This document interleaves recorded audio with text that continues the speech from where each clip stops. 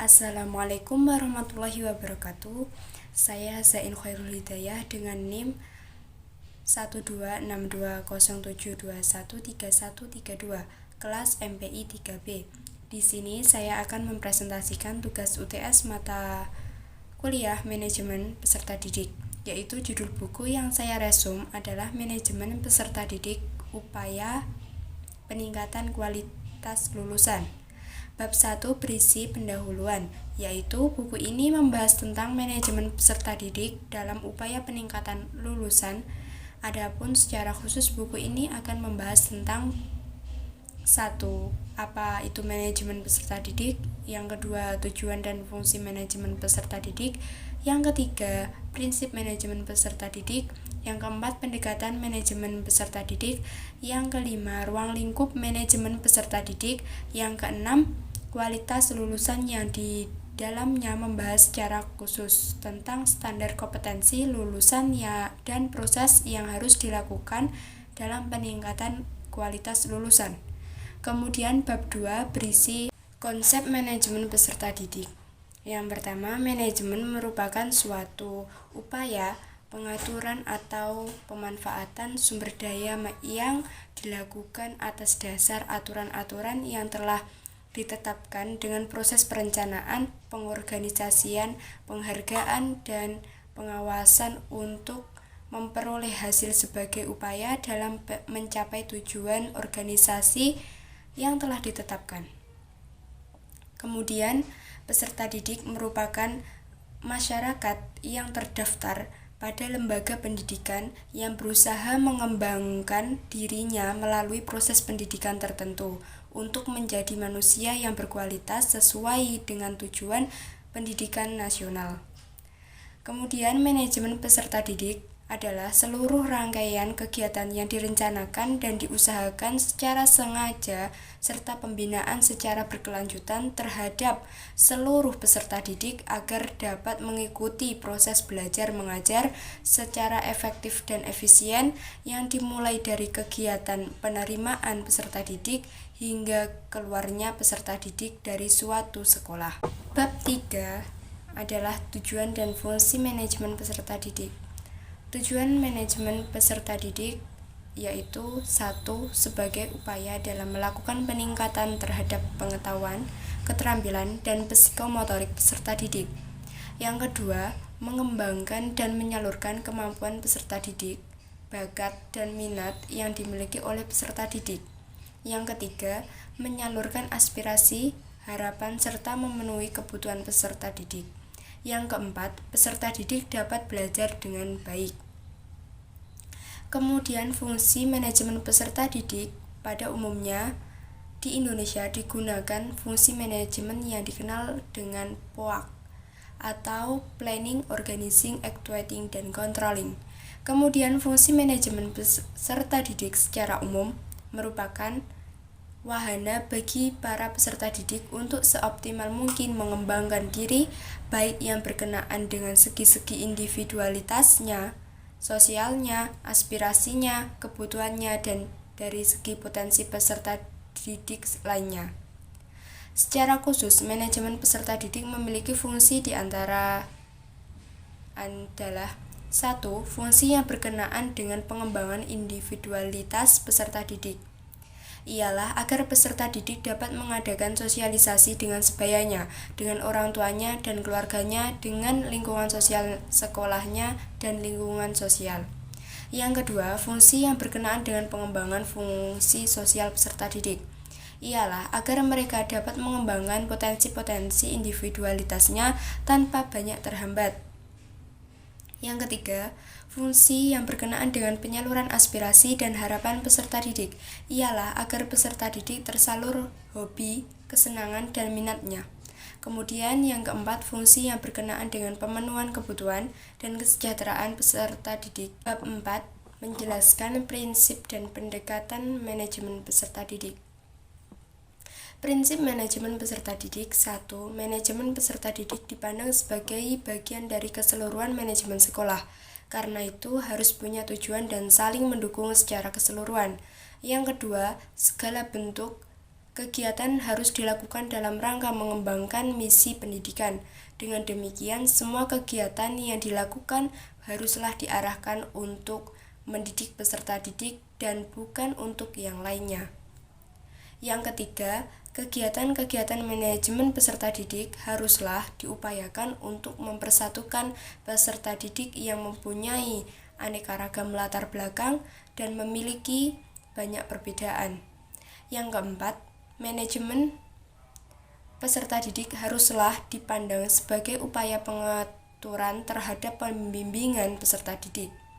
Yang kelima, kegiatan manajemen peserta didik haruslah mendorong dan memacu kemandirian peserta didik. Pendekatan manajemen peserta didik yaitu 1. Pendekatan kualitatif, yang kedua pendekatan kuantitatif, yang ketiga pendekatan terpadu. Kemudian bab 5 yaitu menjelaskan ruang lingkup kegiatan manajemen peserta didik.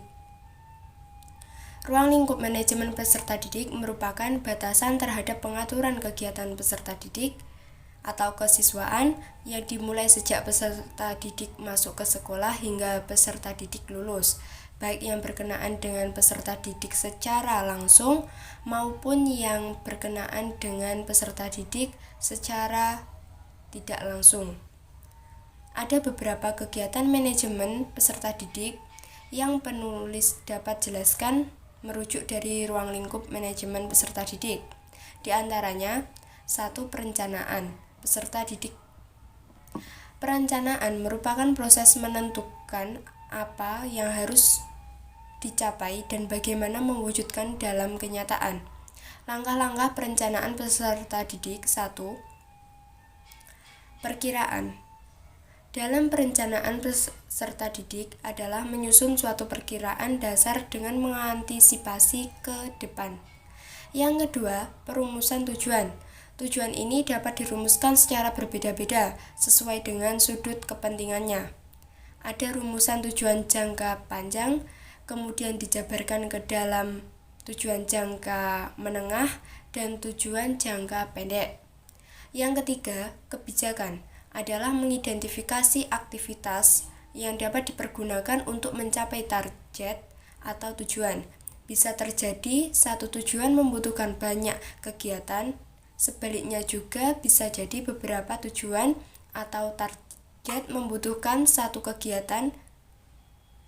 Yang keempat, penyusunan program adalah suatu aktivitas yang bermaksud memilih kegiatan yang sudah diidentifikasi dalam langkah kebijakan. Yang kelima, langkah-langkah. Prosedur adalah kegiatan dalam merumuskan langkah-langkah. Ada 3 aktivitas dalam hal ini, yaitu 1. Aktivitas pembuatan skala prioritas, yang kedua aktivitas pengurutan, yang ketiga aktivitas menyusun langkah-langkah kegiatan. Kemudian, yang keenam, penjadwalan atau schedule. Kegiatan-kegiatan yang telah ditetapkan, urutan-urutan dan langkah-langkah perlu dijadwalkan agar jelas siapa pelaksanaannya dan di mana hal tersebut dilaksanakan.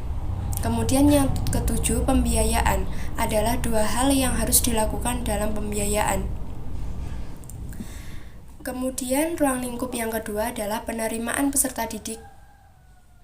Merupakan proses pencarian, menentukan dan menarik calon pelamar yang mampu untuk menjadi peserta didik di lembaga pendidikan atau sekolah yang bersangkutan. Dalam penerimaan peserta didik baru ada beberapa hal yang harus diperhatikan oleh suatu lembaga pendidikan. Di antaranya tentang 1. Kebijakan penerimaan peserta didik. Kebijakan dalam penerimaan peserta didik baru sebenarnya menggunakan dasar-dasar manajemen peserta didik. Yang kedua, sistem penerimaan peserta didik. Sistem penerimaan peserta didik di sini menunjukkan kepada cara penerima peserta didik baru. Yang ketiga, kriteria penerimaan peserta didik. Kriteria penerimaan peserta didik merupakan patokan-patokan yang menentukan bisa tidaknya seseorang untuk diterima sebagai peserta didik atau tidak. Ada beberapa kriteria dalam penerimaan peserta didik baru, yaitu 1. Kriteria acuan atau patokan. Yang kedua, kriteria acuan norma. Yang ketiga, kriteria daya tampung. Kemudian yang keempat, prosedur penerimaan peserta didik baru merupakan pembentukan panitia penerimaan peserta didik baru, rapat penentuan peserta didik baru, pembuatan pemasangan atau pengiriman pengumuman, pendaftaran peserta didik baru, seleksi penentuan peserta didik yang diterima, kemudian pengumuman peserta didik yang diterima dan registrasi peserta didik yang diterima. Kemudian ruang lingkup yang ketiga adalah orientasi peserta didik. Merupakan kegiatan penerimaan peserta didik baru dengan mengenalkan situasi dan kondisi lembaga pendidikan atau sekolah tempat peserta didik itu menempuh pendidikan. Kemudian prosedur atau tahapan pelaksanaan orientasi sekolah meliputi 1. Pembentukan panitia, 2. Pembentukan gugus atau kelompok, yang ketiga penentuan koordinator dan wakil koordinator gugus, yang keempat pengarahan teknis, yang kelima penyusunan acara atau materi orientasi, yang keenam penentuan lokasi penyelenggaraan, yang ketujuh pelaksanaan kegiatan orientasi atau pengenalan lingkungan sekolah. Kemudian ruang lingkup yang keempat, pengaturan kegiatan pembelajaran peserta didik. Merupakan pemberdayaan peserta didik yang dilakukan melalui interaksi perilaku guru dan perilaku peserta didik, baik di dalam maupun di luar kelas. Karena itu, lembaga pendidikan atau sekolah yang ingin melakukan peningkatan terhadap kualitas lulusannya, maka dapat dilakukan melalui penyelenggaraan kegiatan pembelajaran yang bermutu. Kegiatan pembelajaran yang bermutu tersebut akan terwujud manakala dilakukan perencanaan atau planning, pengorganisasian atau organizing, pelaksanaan atau actuating, kemudian pengawasan atau controlling, dan evaluasi. Kemudian ruang lingkup yang kelima adalah pengaturan kehadiran peserta didik. Kehadiran peserta didik di sekolah adalah kehadiran dan keikutsertaan peserta didik secara fisik dan mental terhadap aktivitas sekolah pada jam-jam efektif di sekolah. Sedangkan ketidakhadiran adalah ketiadaan partisipasi secara fisik peserta didik terhadap kegiatan-kegiatan sekolah.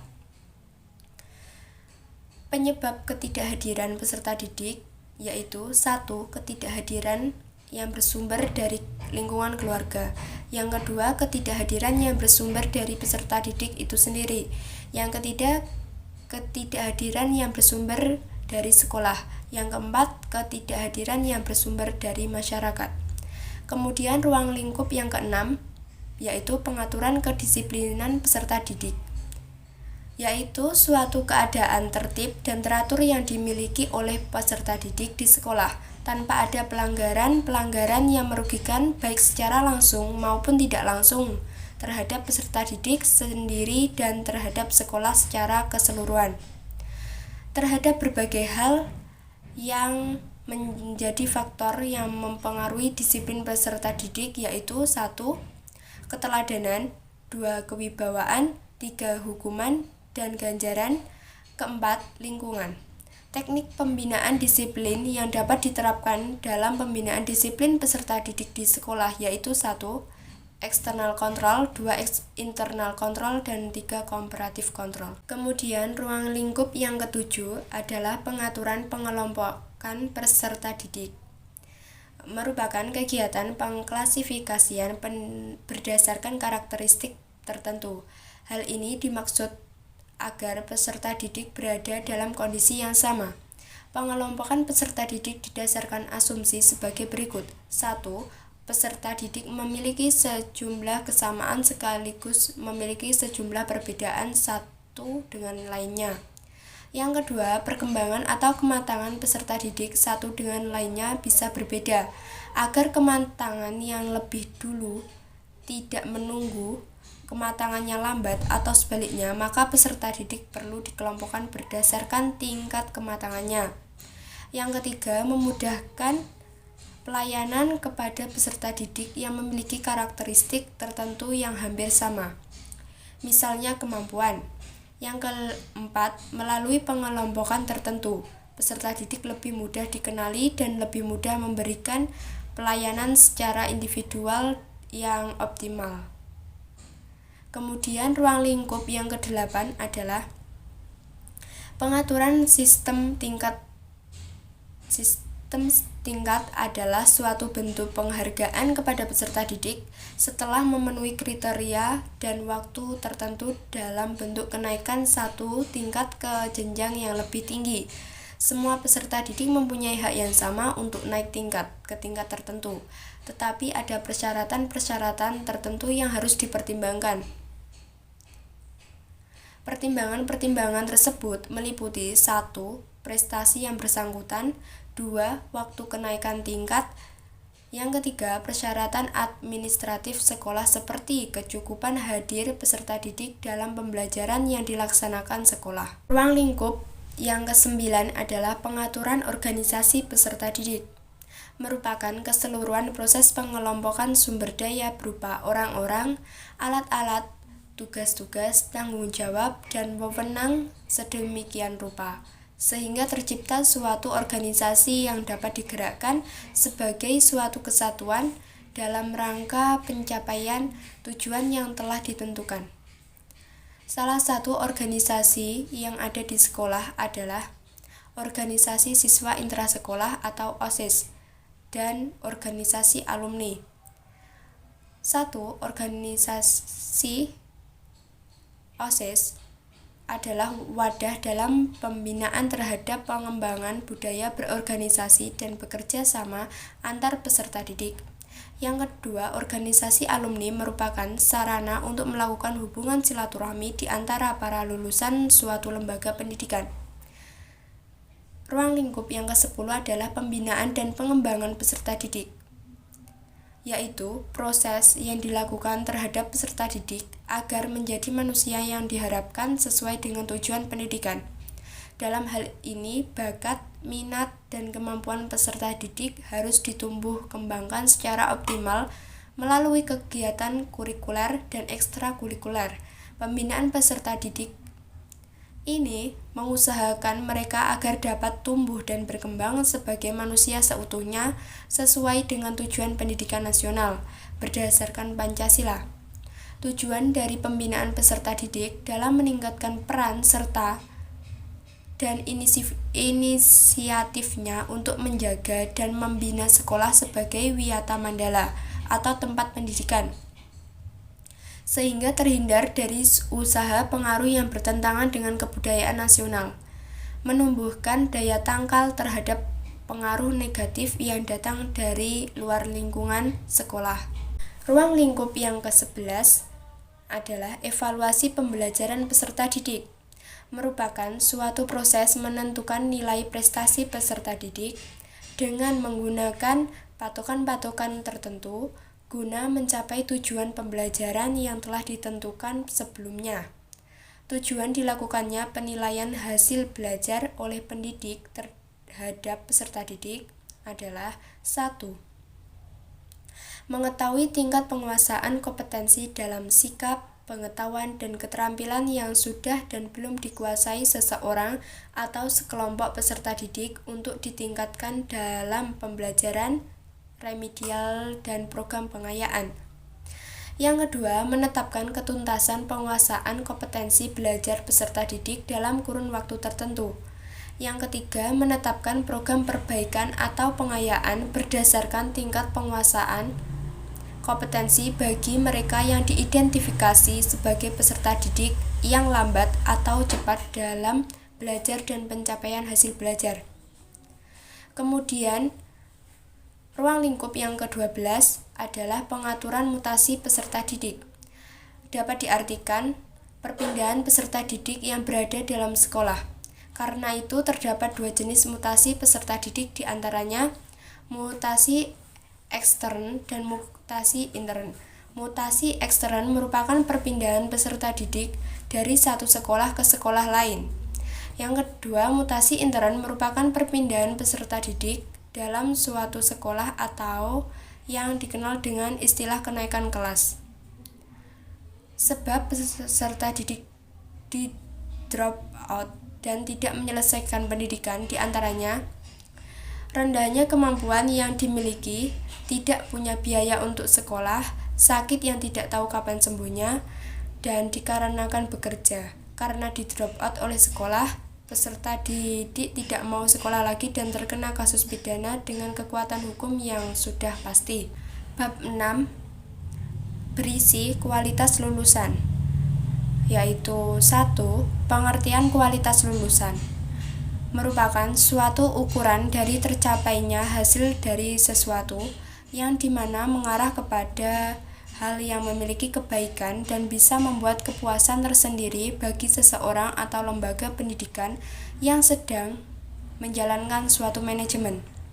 Lulusan berkualitas merupakan lulusan sebuah lembaga pendidikan yang dapat memuaskan pelanggannya, yang dalam hal ini merupakan pengguna lulusan, baik pelanggan internal maupun eksternal.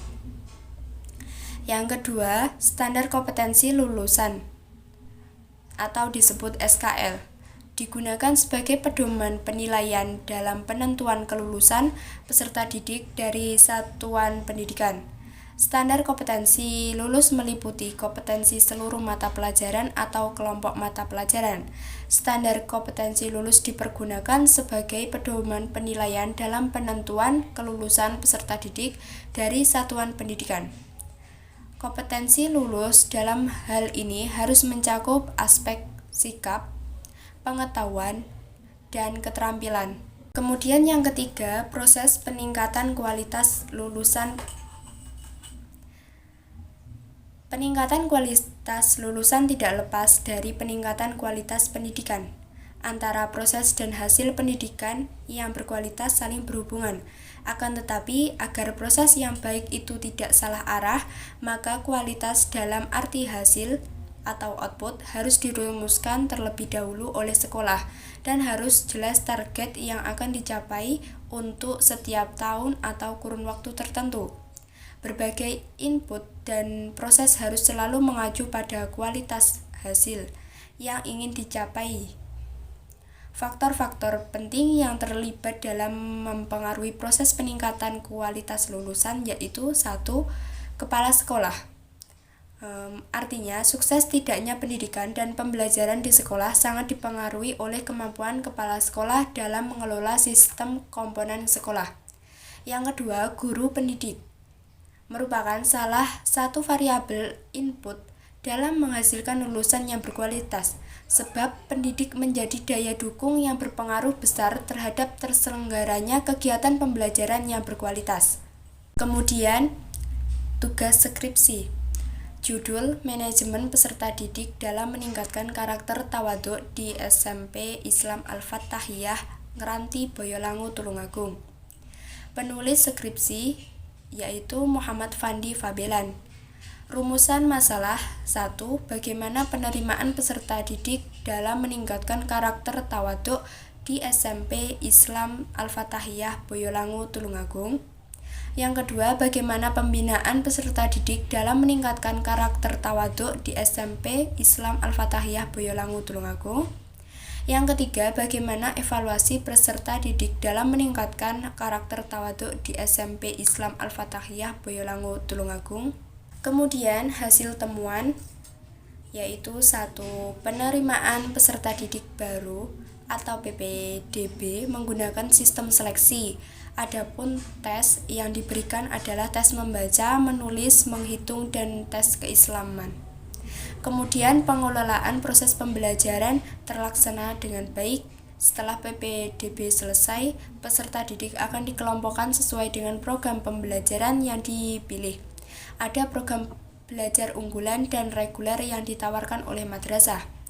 Yang kedua, pembinaan peserta didik dalam meningkatkan karakter tawaduk di SMP Islam Al-Fatahiyah. Selain itu, adapun pembinaan yang diberikan kepada peserta didik oleh sekolah, melainkan bimbingan yang bersifat formal dan non-formal, yang mana peserta didik mendapat bimbingan akademis yang diberikan di dalam kelas seperti halnya materi dan pembelajaran yang disalurkan melalui proses KBM oleh tenaga pendidik. Selain itu juga dapat arahan dan petuah-petuah langsung dari seorang kiai melalui pembelajaran non-formal berupa pengajian-pengajian kitab kuning dan juga program-program unggulan yang dimiliki sekolah. Yang ketiga, evaluasi peserta didik yang dilakukan secara terus-menerus, baik evaluasi yang dilakukan di dalam kelas maupun evaluasi yang dilakukan di luar kelas.